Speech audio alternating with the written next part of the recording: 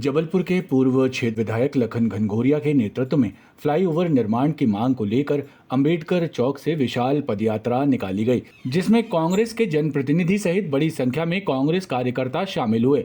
लंबे समय से अंबेडकर चौक से रद्दी चौकी तक ब्रिज बनाने की मांग लोगों द्वारा की जा रही है, जिसको लेकर पूर्व क्षेत्र विधायक ने कांग्रेस विधानसभा में प्रस्ताव पास कराया था, जिसके बाद पीडब्ल्यूडी मंत्री ने फ्लाईओवर की लंबाई बढ़ाने की घोषणा किए जाने को लेकर विरोध पदयात्रा निकाली। विधायक लखन घनघोरिया का कहना है कि कांग्रेस सरकार के दौरान अंबेडकर चौक से रद्दी चौकी तक फ्लाईओवर का प्रस्ताव किया गया था। वहीं वर्तमान सरकार के दौरान भी विधानसभा में इसी प्रस्ताव को रखा गया था।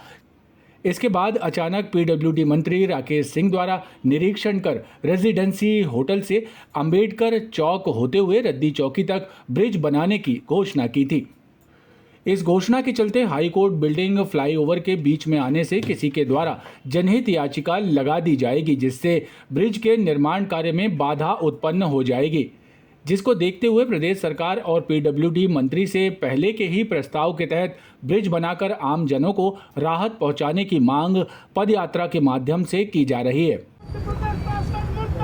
बहुप्रतीक्षित जो 2019 से प्रस्तावित फ्लाईओवर ब्रिज है, लंबे समय तक पक्षपात और राजनीति का शिकार था।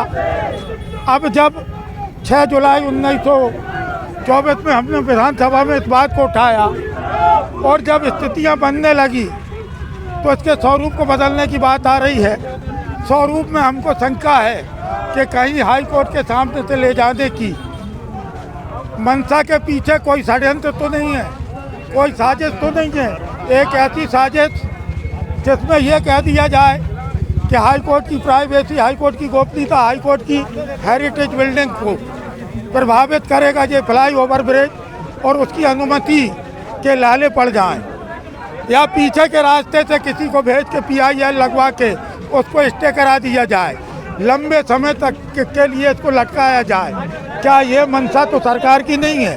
इसके साथ साथ हमको लगता है कि संविधान निर्माता बाबा साहेब भीमराव अम्बेडकर की प्रतिमा को कहीं स्थानांतरित करने की साजिश तो नहीं है। यह तमाम बातों को लेके हमारा पैदल मार्च है।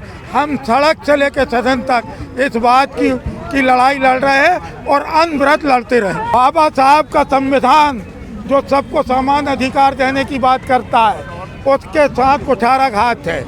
इसलिए हम इसके प्रतिकार के लिए जनमानस के साथ निकले हैं। यदि ज़रूरत पड़ेगी तो ये धरना प्रदर्शन पैदल मार्च के साथ उपवास से लेकर बंद तक का काल किया जाएगा।